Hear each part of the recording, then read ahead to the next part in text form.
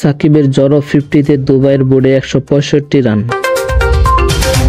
Global super লিগে উদ্বোধনী ম্যাচে সেন্ট্রাল ডিস্ট্রিক্টের বিপক্ষে আগে ব্যাট করতে নেমে 165 রানের সংগ্রহ দাঁড় করিয়েছেন সাকিব আল হাসানের দল দুবাই ক্যাপিটালস।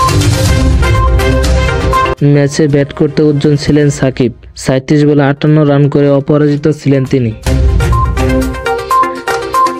ম্যাচের আগে ব্যাট করতে নামা দুবাইকে ভালো শুরু এনে দেন ওপেনার সাদিকুল্লাহ আতাল, তবে বাকিরা তেমন সুবিধা করতে পারছিলেন না। পাঁচে নেমে আতালের সাথে দলে হাল ধরেন সাকিব আল হাসান। দারুণ সব শটে বাউন্ডারি পর বাউন্ডারি হাঁকিয়েছেন সাকিব, তুলেছেন রানও। 25 বলে 41 রান করে দলের 78 রানের মাথাতে বিদায় নেন আতাল। বাকিটা সময়ে সাকিবের ব্যাটে চড়ে এগিয়েছেন দুবাই। ধীরে ধীরে পরিস্থিতি বুঝে রানের গতি বাড়িয়েছেন সাকিব আল হাসান। কার্যকারী ব্যাটিংয়ে সাকিব ছুঁয়েছেন 50-র দিকে। শেষের দিকে 11 বলে 20 রান করেছেন জেসে বুটান। 11 বলে 11 রান করেন ডমিনিক। সাকিব টিকেছিলেন একদম শেষ পর্যন্ত।